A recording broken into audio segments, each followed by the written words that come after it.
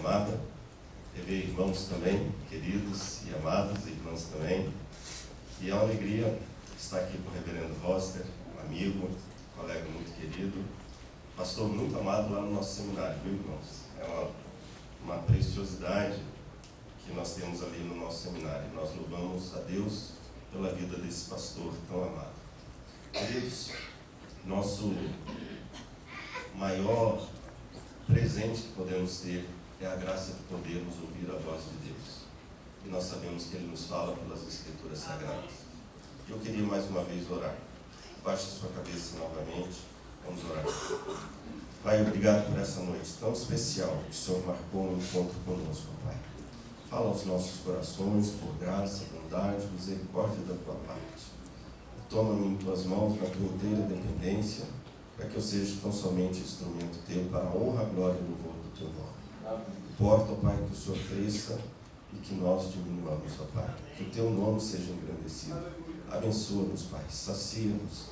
Abençoa-nos com a Tua palavra, Deus. Que saímos daqui alegres, felizes e abençoados por Ti mesmo, ó Pai. É a nossa oração em nome de Jesus. Amém. Amém. Esqueci de fazer referência aos nossos queridos seminaristas, né? E ao pastor Jefferson, não é isso, reverendo? Muito bem. Alegria, Marcos. Deuteronômio, capítulo 6, versículos 4 a 6.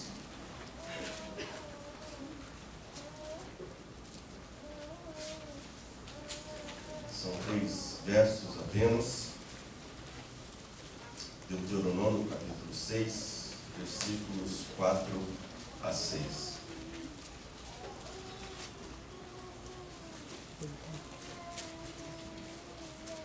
Podemos ler a uma só voz, todos juntos? Vamos ler.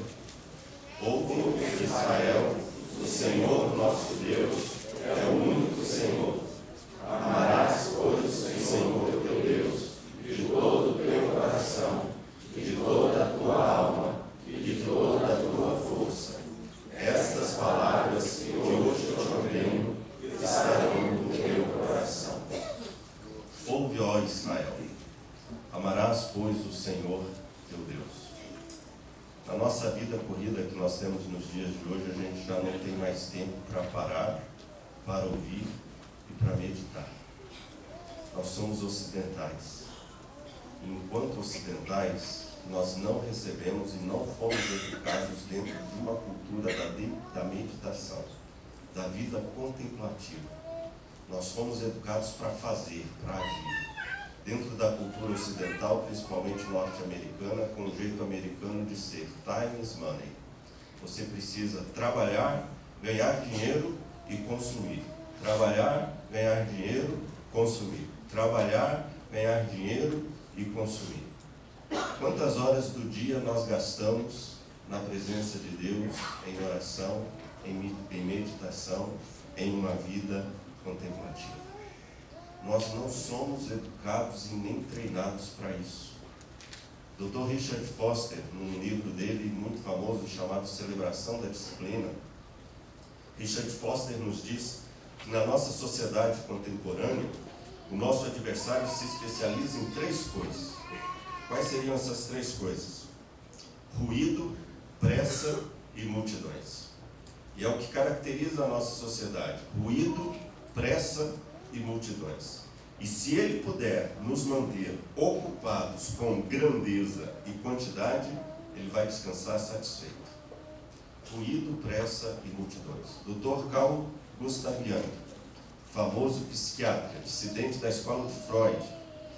Carl Gustav Jung dizia o seguinte: a pressa não é do diabo, a pressa é o diabo.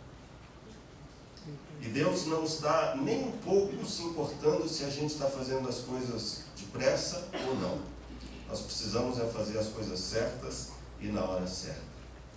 Esse texto nos fala sobre 2 disciplinas que muitas vezes nós passamos por cima delas: ouvir e amar. Os 2 primeiros chamados de Deus para o seu povo não foi para fazer a obra missionária, não foi para pregar o Evangelho, não foi para distribuir folhetos, não foi para distribuir Bíblia, não foi para fazer. Nós somos educados a fazer. Lemos João capítulo 15 sobre dar fruto e achamos que dar fruto é fazer alguma coisa.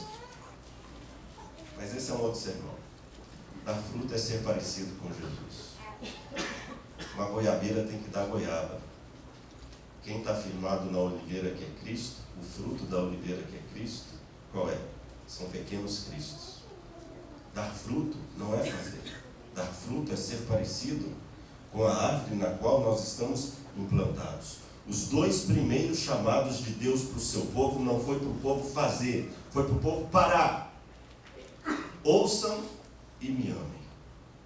Ouvir a voz de Deus e amá-lo. Amada igreja, e eu me coloco aqui junto com vocês. Como nós somos relapsos em pararmos para ouvirmos o que Deus tem para nos dizer.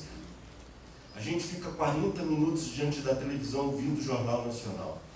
Ficamos às vezes mais de uma hora na frente da televisão vendo novela, eu não. Ficam mais de uma hora assistindo um jogo de futebol, Brasil jogando, né, ou outro time qualquer, mas nós paramos muitas vezes com todas as nossas atividades para ouvirmos determinadas coisas que não vão fazer absolutamente nenhuma diferença na nossa vida. Primeiro chamado de Deus para o seu povo: ouve, ó Israel. Ouve, ó Israel. Esse texto é chamado de Shema. Shema é a primeira palavra aqui no hebraico. Shema quer dizer ouça. De onde vem o nome? Shamuel. Aquele que ouve Deus. Shema, ouve, ó Israel.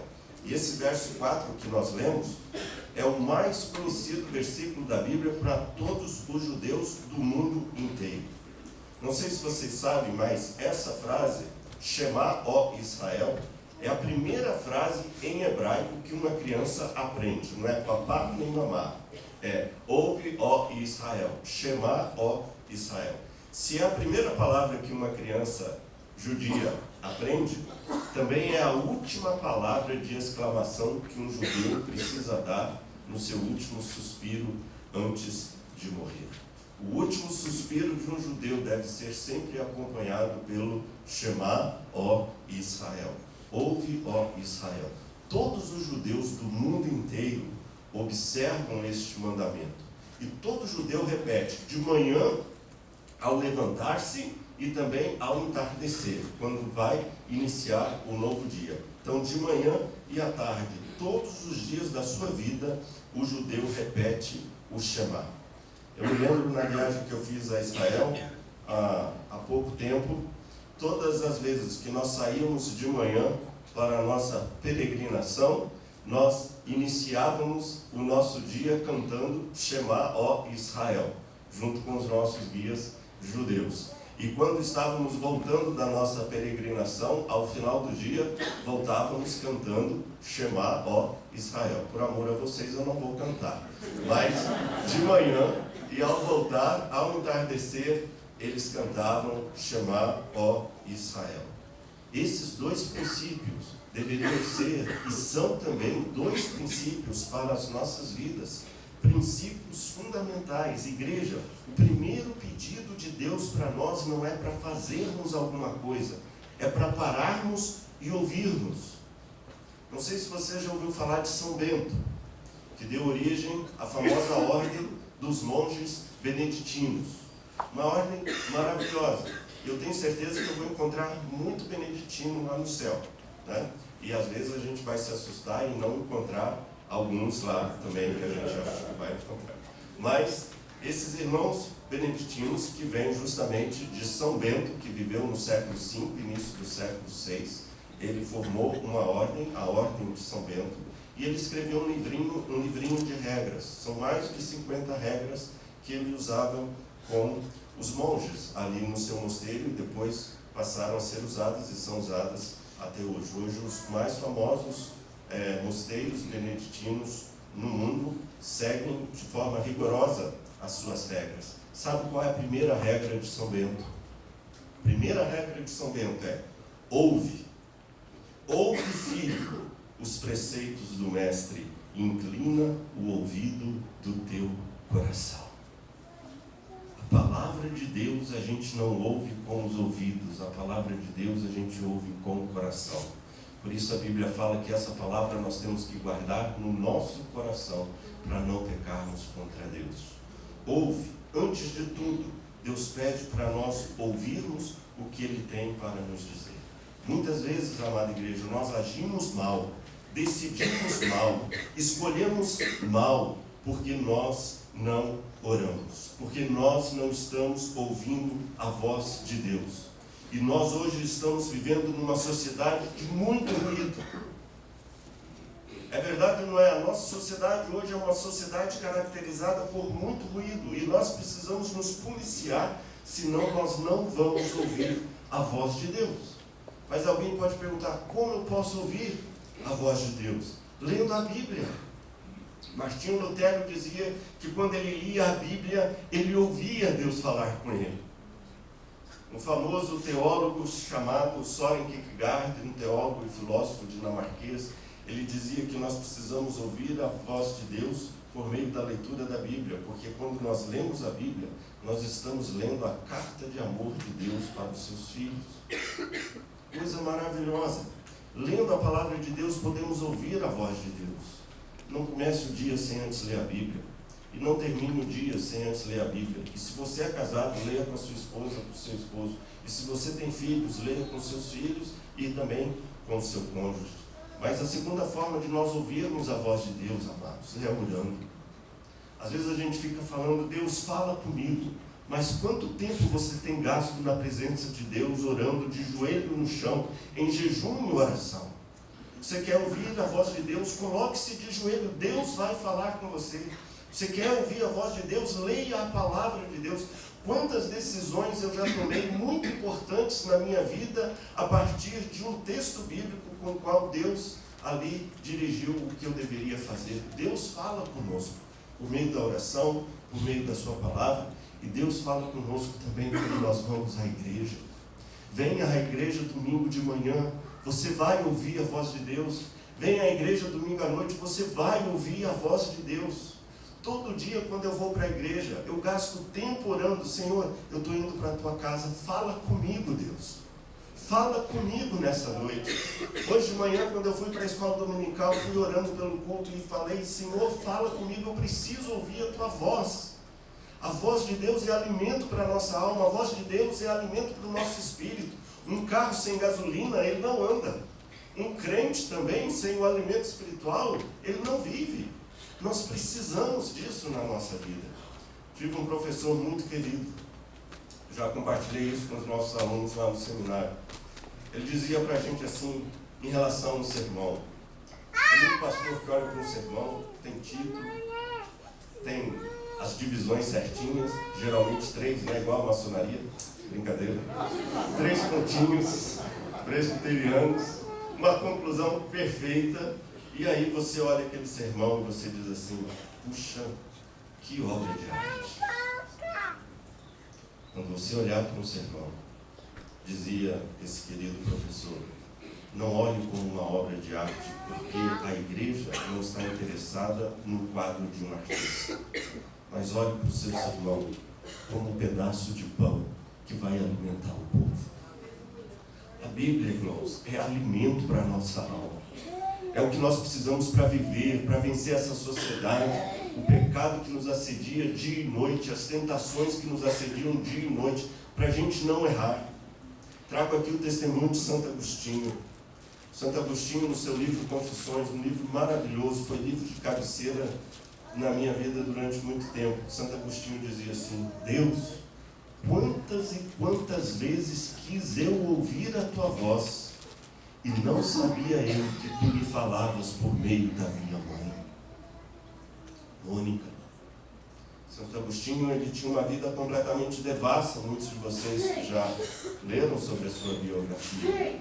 Mas Mônica, uma mulher santa de Deus, uma mãe dedicada, Mônica sempre dobrou os seus joelhos no chão, intercedendo pelo seu filho Agostinho.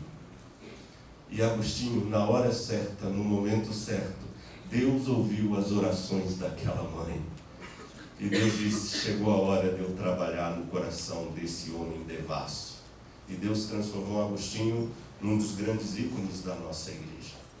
Louvado seja Deus por isso. Quantas e quantas vezes quis eu ouvir a voz de Deus, dizia Agostinho, e não sabia eu que tu me falavas por meio de minha mãe. Filhos que aqui estão, talvez Deus esteja falando com você por meio das palavras do seu pai e da sua mãe. E muitas vezes os filhos falam conosco também como pais. E Deus usa os nossos filhos também para falar conosco. Muitos gastam mais tempo falando do que ouvindo. E a Bíblia nos incita a ouvir mais do que nós falamos. Provérbios capítulo 18, versículo 13, diz assim: responder antes de ouvir é estutícia e vergonha. Ouça, há uma riqueza, há uma preciosidade no fato de nós podermos ouvir e ouvir a voz de Deus.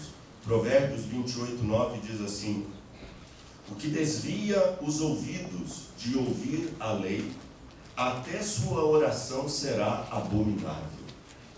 O que desvia os seus ouvidos de ouvir a lei, até as suas orações será abominável. Gente, ouvir Deus falar é o que faz diferença na nossa vida. A voz de Deus muda a nossa história, a voz de Deus muda o nosso rumo, a voz de Deus muda a nossa perspectiva, a voz de Deus transforma a nossa forma de viver.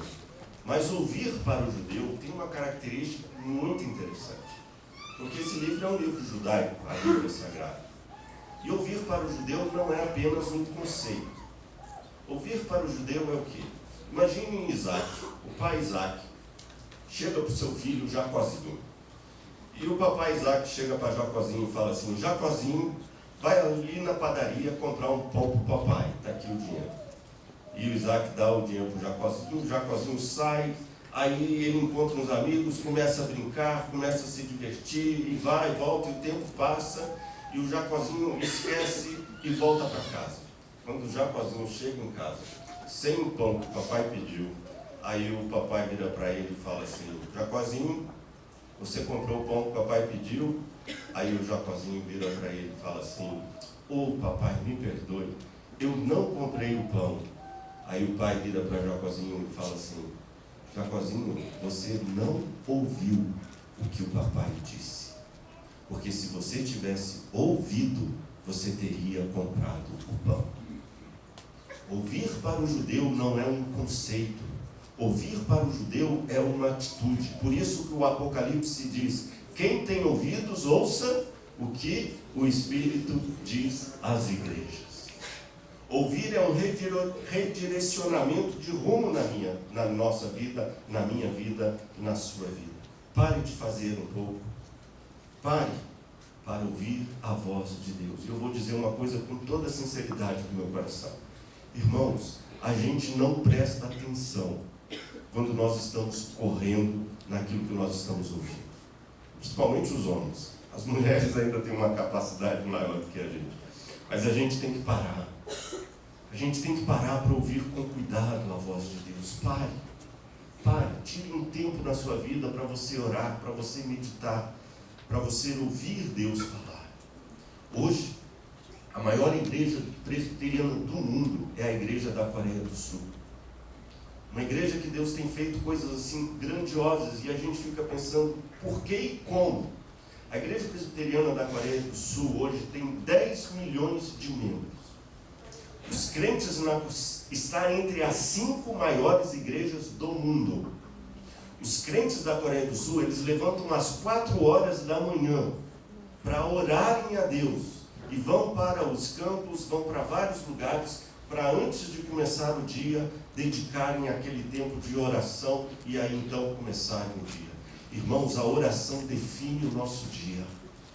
Não comece o dia sem antes orar, sem colocar a sua vida diante de Deus, a sua esposa e a sua família. Fomos chamados em primeiro lugar para ouvir. Ouve, ó Israel. Mas em segundo lugar, nos diz o texto, nós fomos chamados para amar. Nós fomos chamados para o relacionamento. Que coisa interessante. Ouve, ó Israel, é o primeiro. E o segundo, amarás, pois, o Senhor teu Deus de todo o teu coração, de toda a tua alma e de toda a tua força. O primeiro mandamento amar a Deus. Não é fazer missões, não é evangelizar, não é distribuir folhetos, não é fazer, mas é relacionar-se com Deus. Tudo isso é importante, mas deixe-me dizer uma coisa para você. Se você ora, se você ama Deus, você vai distribuir folhetos como ninguém. Você vai fazer missões como ninguém. Você vai evangelizar como ninguém. Mas essa não é a prioridade na vida do crente. A prioridade na vida do crente é ouvir a voz de Deus e se relacionar com Deus. Amar a Deus. Esse texto, ele vai aparecer lá nos evangelhos, como um resumo de toda a lei. Jesus disse assim: você quer resumir a lei em uma única frase? Toda a lei pode ser resumida neste versículo, disse Jesus: amar a Deus e o próximo como a ti mesmo. Esse é o resumo de toda a lei. Nosso primeiro chamado não é para o serviço, nosso primeiro chamado é para o relacionamento. E eu vou dizer uma coisa aqui, e eu digo com temor e tremor diante de Deus. Tem muita gente extremamente envolvida com a obra de Deus, por causa da sua impossibilidade e incapacidade de se envolver com o Deus da obra. E por conta de desencargo de consciência, ele quer expressar o seu relacionamento com Deus por meio do seu serviço. As nossas obras diante de Deus, nos diz o profeta Isaías, são como trapos de imundícia. Deus pode fazer conosco apesar de nós e sem nós. Deus, ele é Deus.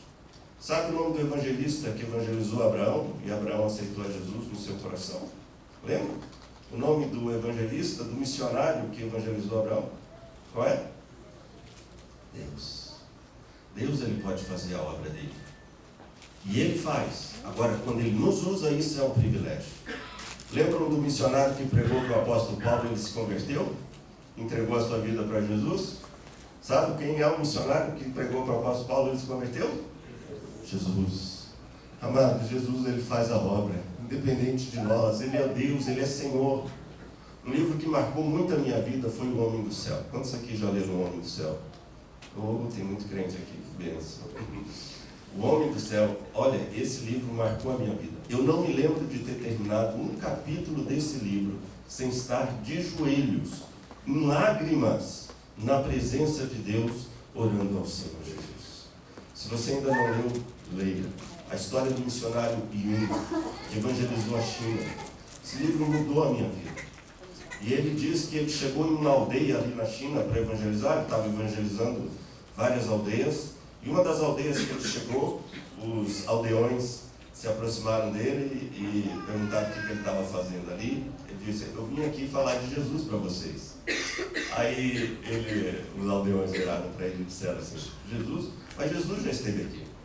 Ele já falou dele mesmo para nós. Nós já ouvimos falar acerca de Jesus. E ele levou um susto muito grande. Amados, Deus quer se relacionar conosco. Lembre-se, nosso primeiro chamado é para amarmos a Deus, nos envolvermos com Ele, nos relacionarmos com Ele. Porque aí depois desse encontro, quando você sai para evangelizar, quando você sai para fazer missões, isso vai fazer toda a diferença na sua vida. A obediência do povo devia estar atrelada ao amor do povo pelo seu Deus. Obediência para Deus significa amar a Deus. 1 João diz: aquele que me ama guarda os meus mandamentos. Nós não ouvimos quem nós não amamos. Se o chamar está dizendo: ouve, ó Israel. Para a gente ouvir Deus, nós precisamos amá-lo. Nós não ouvimos quem nós não amamos. Se você quer ser ouvido, você precisa ser aceito. Porque a gente não ouve quem a gente não aceita. A gente não ouve quem a gente não ama. Agora, quanto mais nós amarmos a Deus, mais condições nós vamos ter de ouvir a sua voz e obedecê-lo. Nós obedecemos a Deus à medida que nós o amamos. Um professor muito querido meu contou-nos uma história muito interessante. Ele estava assim na sala, tinha um filho pré-adolescente, ainda pequeno. Aí o filho inventou de subir no sofá, ficou da altura do pai, que era alto. E aí esse filho virou para o papai e falou assim: papai, me diz uma coisa, quando eu estiver assim do seu tamanho, o que o senhor vai fazer para eu te obedecer? Aí o pai, uma pessoa muito sábia, virou para o filho dele e falou assim: meu filho, enquanto você me amar, você vai me obedecer. Quanto nós de fato e de verdade amarmos a Deus, nós iremos obedecer. Os meus mandamentos não são pesados para aqueles que me amam. Quem ama a Deus cumpre as suas ordens. E os mandamentos de Deus, eles são cumpridos à medida que nós o amamos. Há um provérbio chinês que diz assim: quem ama não sente as cargas. Agora, quando não existe amor, tudo é pesado, tudo é difícil, tudo é complicado, não tem agenda, não tem tempo, não tem hora. Mas quando a gente ama, as coisas acontecem de forma diferente. Fazer obra de Deus é relacionar-se com Ele, não é fazer alguma coisa. Deixe-me aqui novamente citar a regra de São Bento. Quando São Bento fala sobre os instrumentos das boas obras. Quais são os instrumentos para fazermos boas obras? Sabe qual é a regra de São Bento? Instrumentos para fazermos boas obras. Ele diz assim: primeiramente, amar ao Senhor de todo o coração, depois amar o próximo. São Bento entendia que não tinha como fazer boas obras, não tinha como fazer o serviço de Deus sem amá-lo de todo o coração. Ou seja, boas obras começam com o nosso amor a Deus. Serviço na casa de Deus começa com vida de devoção, começa com relacionamento com Deus, coração, alma, força, uma vida totalmente entregue a Ele. Verso 6, por fim, nos diz: essas palavras que hoje te ordeno estarão no teu coração. Ouça, no teu coração, irmãos, não é nos teus ouvidos, nem na tua mente, mas no teu coração. Veja que essas palavras são dirigidas não aos ouvidos, e sim ao coração. Ou seja, nós prestamos serviço a Deus, não só com os nossos atos, mas com o coração e com a alma. Deus está querendo nos dizer que é o amor que orienta a ação. É o amor que orienta o serviço. É o amor que orienta o trabalho. É o amor, a oração, o relacionamento com Deus que vai orientar as nossas obras. Li esse ano um livro que me abençoou muito. Um testemunho de 30 monges beneditinos. Todos eles com mais de 85 anos e alguns com mais de 90 anos. Devorei o livro, porque era um testemunho mais bonito do que o outro. Já velhinhos, contando a sua experiência de vida e a forma como eles viviam. Não pensem que esses monges, eles possuem uma vida simplesmente de reclusão. São professores, são pessoas que trabalham na cidade, são professores que dedicam a sua vida em vários ofícios, professores, universidades, etc. e tal. Obviamente que esses com mais de 85 e 90 anos já estavam aposentados. E esse livro conta a história desses 30 monges. Um dos monges, todos eles são marcados por uma vida de devoção e de oração na presença de Deus. Uma irmã chamada irmã Marmion Myers, uma irmã beneditina. Ela diz algo interessante. Ouça o que essa irmã diz. Não encaixamos a oração em nosso trabalho.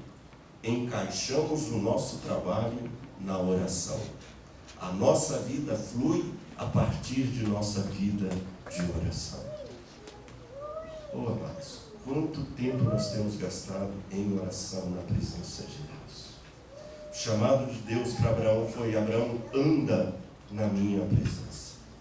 Enoque andou com Deus e Deus para si o tomou. Noé andava com Deus. Deus chamou Israel para andar com ele. Deus escolheu 12 discípulos para andarem com Ele. Andar é um hebraísmo, quer dizer viver, se relacionar, estar junto. Deus nos chamou em primeiro lugar para andarmos com Ele, estarmos juntos dEle, ouvirmos a Sua voz, aprendermos dEle. Por isso que a Bíblia diz que a intimidade do Senhor são para aqueles que o temem. Amados, deixo aqui essas reflexões. Shema, ó Israel, ouve, ó igreja, igreja do Senhor Jesus. E é uma palavra para mim também, porque nesse mundo de corre-corre, nós precisamos parar para ouvir a voz de Deus e nos relacionar com Ele. Jesus está muito mais preocupado com o tempo e o coração que nós estamos dando a Ele do que com as nossas obras. O que fazemos não é tão importante, mas o quanto nós amamos e nos relacionamos com Ele, isso é importante. Que Deus nos ajude, Deus nos abençoe, Deus nos dê a graça de podermos ouvir a sua voz e amá-lo de todo o nosso coração, de toda a nossa alma, de toda a nossa força e de todo o nosso entendimento. Em nome de Jesus. Vamos orar ao Senhor.